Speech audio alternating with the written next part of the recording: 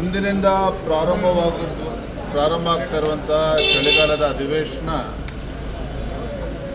ರಾಜ್ಯದ ಜ್ವಲಂತ ಸಮಸ್ಯೆಗಳ ಬಗ್ಗೆ ಸಮಗ್ರವಾಗಿ ಚರ್ಚೆ ಆಗಬೇಕಾಗಿದೆ. ಪ್ರಮುಖವಾಗಿ ಈ ನಾಡಿನ ರೈತರು ಸಂಕಷ್ಟದಲ್ಲಿದ್ದಾರೆ.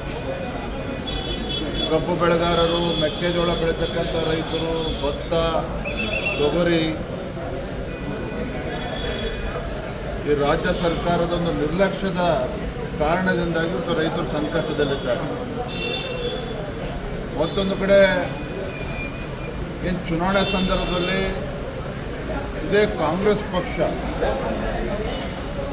ರಾಜ್ಯದಲ್ಲಿ ಅಧಿಕಾರಕ್ಕೆ ಬಂದರೆ ನಾವು ನಿರುದ್ಯೋಗಿಗಳನ್ನು ನಿರ್ಮೂಲನೆ ಮಾಡ್ತೇವೆ, ಲಕ್ಷಾಂತರ ಯುವಕರಿಗೆ ಒಂದು ಉದ್ಯೋಗವನ್ನು ಕೊಡುವಂಥ ಕೆಲಸ ಮಾಡ್ತೇವೆ ಅನ್ನೋ ಭರವಸೆಯನ್ನು ಕೊಟ್ಟಿದ್ರು. ಅದು ಕೂಡ ಆ ಭರವಸೆ ಕೂಡ ಇವತ್ತು ಈಡೇರಿಲ್ಲ.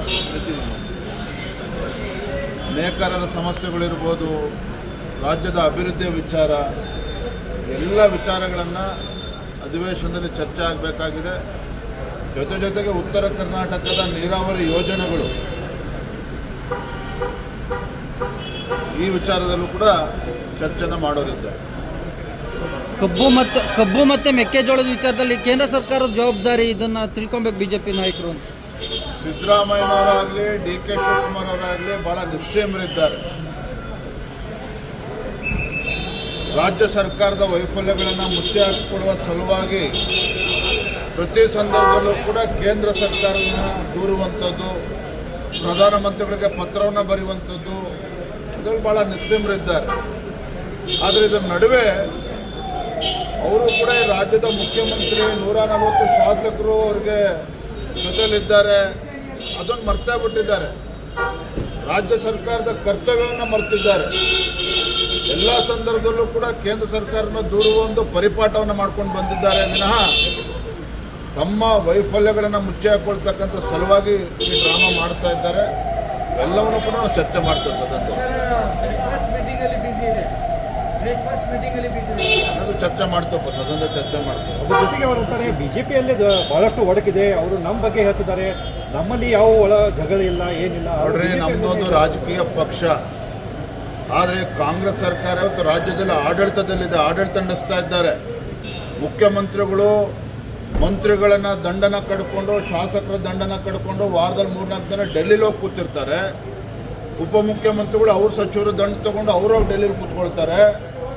ಇವರ ಆಂತರಿಕ ಕಚ್ಚಾಟದ ಪರಿಣಾಮವಾಗಿ ಇವತ್ತು ಕಬ್ಬು ಬೆಳೆಗಾರರಾಗಲಿ, ಮೆಕ್ಕೆಜೋಳ ಬೆಳೀತಕ್ಕಂಥ ರೈತರು ಇರ್ಬೋದು, ಭತ್ತ ಬೆಳೀತಕ್ಕಂಥ ರೈತರು ಈ ಸಮಸ್ಯೆ ಬಂದಾಗ ಸಕಾಲಕ್ಕೆ ಇವತ್ತು ಉತ್ತರವನ್ನು ಕೊಡೋದಕ್ಕೆ ಸಾಧ್ಯ ಆಗಿಲ್ಲ ರಾಜ್ಯ ಸರ್ಕಾರಕ್ಕೆ. ಇವ್ರ ಯೋಗ್ಯತೆಗೆ ಇದೇ ಬೆಳಗಾವಿನಲ್ಲಿ 5-6 ದಿನಗಳು ರೈತರು ಬೀದಿಗಿಳಿದು ಕಬ್ಬು ಬೆಳೆಗಾರರು ಹೋರಾಟ ಮಾಡ್ತಾಯಿದ್ರು. ಒಬ್ಬ ಸಚಿವರು ಬಂದು ಮಾತನಾಡಲಿಲ್ಲ.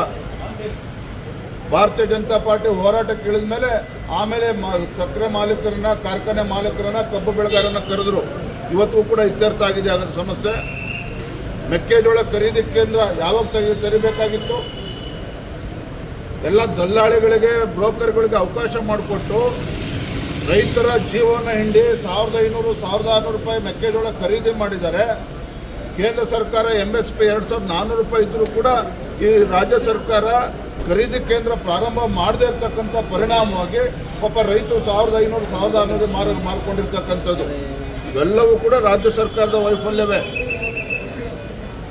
ಇವತ್ತು ಅತಿಥಿ ಉಪನ್ಯಾಸಕರು, ಪದವಿ ಪೂರ್ವ ಕಾಲೇಜುಗಳಲ್ಲಿ ಏನಾಗಿದೆ ಪರಿಸ್ಥಿತಿ?